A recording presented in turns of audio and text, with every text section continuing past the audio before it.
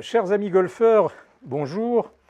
Il y a toujours un grand moment pour les golfeurs dans l'année qui est le début de la saison où apparaissent les marronniers dans les magazines de golf, ces marronniers qui vous présentent les nouveautés de l'année en matière de matériel. Alors ici, j'ai le journal du golf, journal très intéressant et très sérieux, dans lequel on trouve la présentation d'un certain nombre de nouveautés. Ces nouveautés sont marquées par beaucoup d'argumentaires à connotation high-tech et par beaucoup de créativité, aussi bien sur le plan du design que des couleurs et du marketing. Alors, on va parcourir un petit peu ensemble ce magazine, marque par marque, pour voir un petit peu ce qu'il en sort. Alors, d'abord ici, je tombe sur le driver G-Max 400, produit par la marque Ping. Ping qui a toujours été considéré comme une marque très sérieuse, à l'époque de son fondateur, M. Carsten Solheim. Ping, avec le G400 Max, nous dit que le MOI est au max, c'est-à-dire le moment d'inertie de ce driver est au maximum. Et on voit ici que ce moment d'inertie serait à 9902 grammes centimètre carré, ce qui est extrêmement intéressant parce que l'USGA, qui régente en fait les règles du golf dans le monde entier avec le Royal Championship de St Andrews, a défini le moment d'inertie comme étant la résistance à la rotation d'une tête de club de golf, ici un driver, autour de son axe vertical sur une frappe décentrée. Et ce moment d'inertie a été limité par l'USGA à 5900 grammes centimètre carré avec une tolérance de sens qui fait 6000. Et en réalité, on n'est jamais à 6000 parce que la principale composante du moment d'inertie étant le poids, quand on dépasse les 5000, pratiquement on n'arrive plus à jouer le club parce qu'il est beaucoup trop lourd. Et alors ici, on arrive par quelques miracles à 9900. C'est quand même extraordinaire. Alors, je dirais qu'il faut dire les choses telles qu'elles sont. Ça se rapproche à une forme d'escroquerie intellectuelle parce que ce chiffre qui définit le MOI, on ne sait pas ce que c'est. Il ne correspond absolument pas, évidemment, à la définition du RA. Et on peut annoncer absolument n'importe quoi en disant que c'est le meilleur que celui des voisins. Et ça, en quelque sorte, donne une connotation particulièrement curieuse à l'ensemble du discours que l'on trouve ici. On va aussi nous dire, mais ça c'est accessoire, qu'un point en tungstène est placé plus près de la face pour procurer un taux de rotation de la balle plus bas et plus stable. Alors un taux de rotation d'une balle plus stable, oui, parce qu'il y a des taux de rotation qui varient en cours de route, c'est quand même pas mal, hein, ça c'est intéressant, tantôt plus vite, tantôt plus lentement, voilà. Et puis des vitesses de balle plus rapides, ça on s'en doute, c'est toujours le cas. Et puis surtout, ce driver, bien évidemment, quelle que soit la manière dont vous le frappez, il coupe le fairway en deux et il bat tous les records. Très bien. Alors là, ça c'était pour Ping. Et puis alors maintenant, on va arriver à quelques drivers. Ici, on a un petit paragraphe sur le M3, M4 de TaylorMade. Il n'y a pas de commentaire officiel, mais il y a ici un petit commentaire où on nous dit que les M4 sont de vraies machines à distance. Et comme souvent chez TaylorMade, leurs drivers sont numéro 1 quand il s'agit d'expédier la balle plus loin. Et un petit peu avant, on a ici un monsieur qui se dit maître club fitter, maître de quelle maîtrise, attribué par qui, on ne sait pas. Enfin bref, ce monsieur nous dit que ces M3 et M4 peuvent même faire gagner jusqu'à 5 miles par heure aux très bons golfeurs. Voilà. Si vous savez centrer la balle, ce sont de vrais lance-missiles. Alors, si un driver à lui tout seul permet de donner 5 miles par heure de supplément de vitesse de swing, je peux vous dire que c'est un vrai miracle, parce qu'à partir du moment où la tête a un poids donné, le shaft a un poids donné et l'ensemble une longueur donnée, il n'y a absolument aucun sortilège qui permettra d'aller plus vite pour un golfeur à l'arrivée sur la balle. Alors évidemment, on peut rallonger le driver d'une inch, 2 inch, 3 inch, 5 inch, ça pourra aller un peu plus vite, mais à ce moment-là, on ira directement dans les arbres. Alors voilà pour petite remarque en passant pour TaylorMade, on aura d'autres occasions d'en parler. Ah ben tiens, si, alors il y a aussi quelque chose d'intéressant les concernant. Alors il ne s'agit plus des drivers, mais il s'agit d'une série de fers, hein, ici, la série équipée de la technique Ripcord. Alors la technique Ripcord, c'est absolument fabuleux, parce que c'est destiné à aider à frapper, hein, je vous lis ce qui est là, plus loin et plus droit, bien sûr, plus haut et plus droit, et surtout plus droit et plus droit. Ça, c'est magnifique, plus droit et plus droit. Alors, on en est presque, mais on va certainement y arriver, à au célèbre slogan de Homo qu'il avait plus blanc que blanc. Alors, bientôt, je suis persuadé qu'on aura des fers qui iront plus droit que droit, bien sûr. Hein. Plus blanc que blanc, plus droit que droit, pourquoi pas. Ça sera formidable. Alors, voilà un petit peu ce qu'on peut dire à propos de la publicité de cette marque. Et puis alors maintenant, on va arriver à Callaway.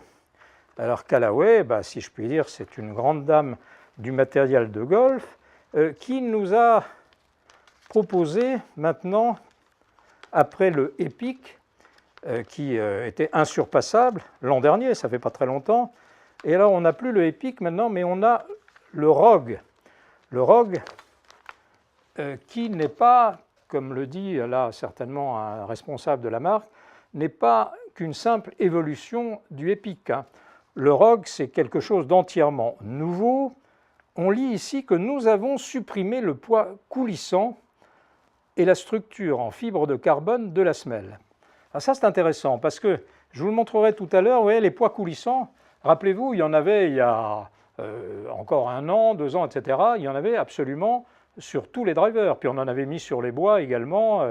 On n'en avait pas mis sur les hybrides, mais on avait dû essayer. En tout cas, il y en avait sur tous les drivers. Et on vous avait annoncé ça comme étant la énième merveille du monde qui allait complètement transformer votre jeu avec des drivers que vous pourriez faire aller à droite, à gauche, en haut, en bas. Ça allait être absolument magnifique. Maintenant, il n'y en a plus.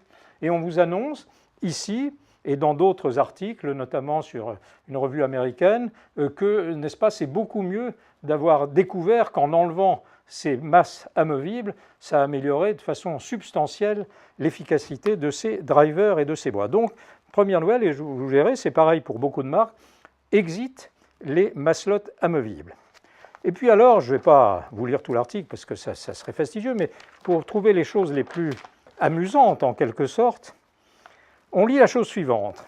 Si votre swing atteignait 158 km/h, par exemple, vous pourriez maintenant frapper à 161 km/h avec Rogue, sans effort supplémentaire. Dans un tel cas, votre vitesse de balle augmenterait de 1,5 fois, soit environ 5,6 km/h de plus, ce qui est très significatif. Ça pourrait augmenter le rendement d'un golfeur de 4,5 à 5,5 mètres sur le départ.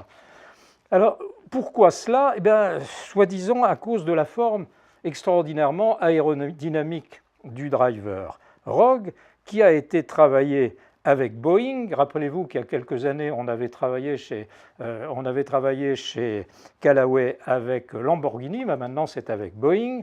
Et, n'est-ce pas, on a déterminé une forme qui pourrait vous donner effectivement 3 km/h de plus. Alors 3 km/h de plus, c'est quand même pas mal, hein, ça fait 2%. Bon, eh bien c'est pas vrai, c'est pas vrai. Pourquoi? Parce que les mesures qui sont faites par Boeing et les autres, c'est dans des tunnels de soufflerie. Et on mesure comment? On mesure par rapport à un flux d'air qui arrive sur la face du club. Hein. Alors effectivement, en fonction du design de la tête, on va avoir un coefficient qu'on appelle, vous savez, pour les voitures, le CX, qui va peut-être être abaissé et qui théoriquement donnerait un peu plus de vitesse. Sauf que, à quel moment votre face est square par rapport à la résistance de l'air? Uniquement au dernier moment, lorsque vous arrivez sur la balle, c'est-à-dire en fin du release, et ça, c'est sur quelques centièmes de seconde. Et il est totalement impossible que sur quelques centièmes de seconde, vous gagniez 2% de vitesse.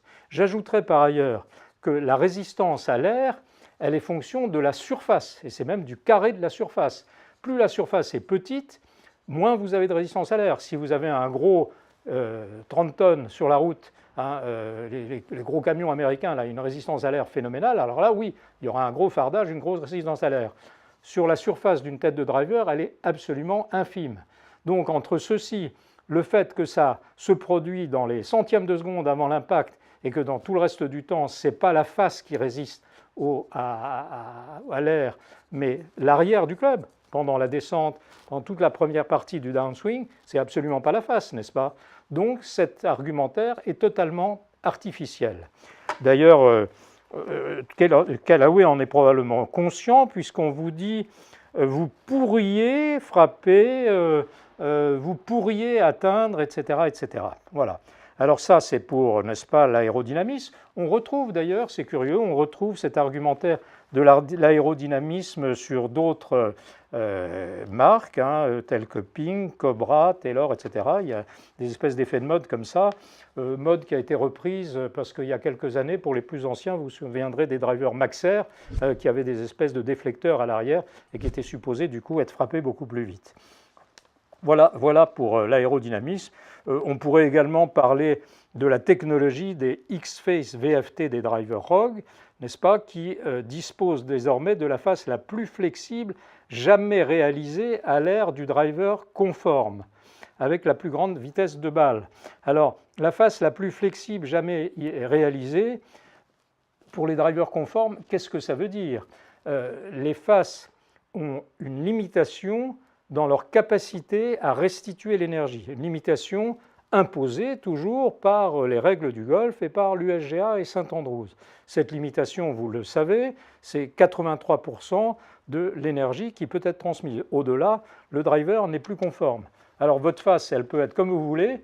Si vous dépassez ce coefficient maximum de restitution, transposé dans une autre mesure qui est la constante de temps, eh bien vous êtes out. Donc il n'existe pas de driver allant au-delà de ce coefficient de restitution. Et quand on vous dit qu'il dispose de la phase la plus flexible jamais réalisée, pourquoi pas, mais toujours est-il qu'elle n'aura jamais un coefficient de restitution plus élevé que les copains au centre de la face. Alors maintenant, eh bien, on va continuer notre intéressante lecture. On va tomber en passant sur... Ah oui, ça c'est sympathique, sur ici Monsieur Lux, hein, ici, Monsieur Lux. Alors ça c'est un driver Honma. Alors c'est sobre, un Honma. Honma, l'incarnation du haut de gamme, parce qu'il est en chair et en os ce driver, l'incarnation du haut de gamme, avec des clubs travaillés à la main. Vous imaginez, ça a été travaillé à la main, n'est-ce pas? Hein, ça n'a pas été fait en usine, non, ça a été travaillé à la main. Voilà, par des maîtres clubmakers. C'est aussi un driver alliant allure et performance, avec une surface de frappe idéale, élargie de 5%, par rapport à la précédente version, pourquoi pas. Et c'est tout ce qu'on en dit. On propose simplement un prix plutôt élevé, à 1 079 €, qui devrait suffire pour convaincre les golfeurs que puisque c'est très cher, c'est certainement beaucoup mieux. Alors, on va toujours encore continuer, et on arrive maintenant à XXIO. XXIO, ça décolle. Alors XXIO, là aussi, c'est fabuleux. Parce que nous avons cherché à créer un produit performant pour des gens qui ne sont pas capables de frapper au même endroit de la même façon. C'est formidable. Il est destiné aux joueurs inconstants. Alors, inconstant, je ne sais pas, moi, ça veut dire qu'ils trompent leur femme. Qu'est-ce que ça veut dire, ça, des joueurs inconstants? Théoriquement, c'est ce que ça veut dire. Je pense qu'on a voulu dire inconsistant. Mais enfin, ici, c'est inconstant et c'est des joueurs sans sweet spot. Oui, oui, des joueurs sans sweet spot. Hein, c'est ce qui est écrit ici, vous voyez, c'est formidable. Hein, parce qu'on a tous un sweet spot, n'est-ce pas? Voilà. Alors, nous cherchons à rendre le club plus facile à jouer pour l'amateur moyen. Appuie M. Marchand. Tenez-vous bien, il n'y a pas de perte de puissance sur les coups décentrés. Le but étant de ne laisser que le plaisir aux joueurs. Alors ça, c'est une nouveauté absolument extraordinaire. Vous tapez votre driver n'importe où, il n'y a pas de perte de puissance, il va toujours à la même distance. C'est magnifique. Alors on comprend que le prix soit à l'avenant, n'est-ce pas? Et alors ce driver plus léger et son shaft plus tendre et flexible permet de retarder la tête du club. Le but, n'est-ce pas, je cite, est qu'elle revienne plus square à l'impact. Alors vous retardez la tête et par miracle, elle revient plus square à l'impact. Ah, c'est magique. Alors, plus square, déjà, ça interpelle, parce que ou bien c'est square, ou bien c'est pas square. Mais non, là, c'est plus square que square, on retombe un peu dans la même logique, plus droit que droit, plus blanc que blanc, n'est-ce pas? Plus square à l'impact, quel que soit le swing, explique M. Bastien Brepson. Le club travaille pour nous. C'est-à-dire, ce que je lis là, et clairement, c'est que quelle que soit la façon d'où vous frappez le club, eh bien, ça revient plus square à l'impact. Et puis même si c'est décentré, ça fera la même distance. C'est fabuleux. Oui, bah écoutez, il y a une nervure sur la semelle qui permet d'éviter la dispersion en conservant la distance qui était déjà conservée avant, mais c'est pas grave, on peut toujours en rajouter. Voilà pour donc XXIO. Qu'est-ce que j'aurais encore à vous dire? Ah oui, alors toujours à propos du golfeur inconstant, n'est-ce pas là, il faudra mieux que sa femme le surveille, celui-là. Eh bien, les fers, n'est-ce pas, le loft un peu plus fermé, il n'est pas un peu plus fermé, c'est un ou deux lofts, un ou deux clubs d'écart. Hein. On a décalé les clubs de deux numéros au niveau des lofts, ce qui les rend évidemment beaucoup plus difficiles à jouer. Mais n'est-ce pas, le loft un peu plus fermé, c'est formidable. Il empêche d'arrêter la balle. Ah, c'est bien là, un fer qui empêche d'arrêter la balle. Vous voyez, on arrive sur le green, on roule derrière. Mais offre une trajectoire plus pénétrante. Il y a des points en pointe. L'angle d'atterrissage est ainsi moins dégradé, toujours dans cette idée que notre golfeur est inconstant, bien sûr. Ah oui, puis alors, bien évidemment, là, n'est-ce pas, Callaway qui nous avait présenté la technologie jailbreak comme une invention absolument fabuleuse, la conserve dans le nouveau driver Rogue, qui est encore beaucoup mieux, bien sûr.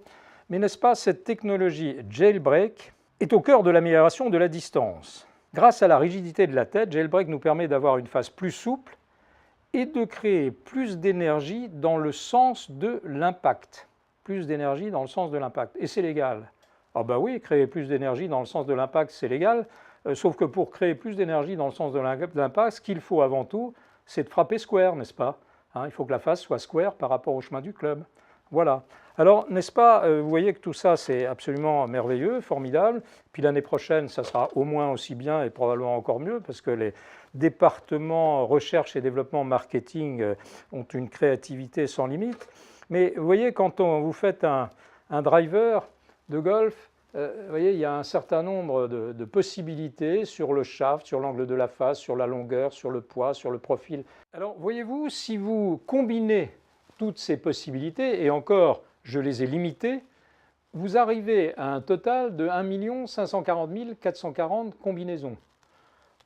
Dans la pratique, dans un magasin, vous ne les trouverez jamais, toutes ces combinaisons, parce que les différents paramètres sont beaucoup plus restreints que ce que vous avez ici. Mais ça vous donne quand même une idée. Ça veut dire quoi? Ça veut dire que si vous sortez d'un magasin avec un driver qui vous convient, eh bien, purement et simplement, c'était votre jour de chance. Alors précipitez-vous au bar tabac du coin, achetez un billet de loto et peut-être que vous aurez également de la chance.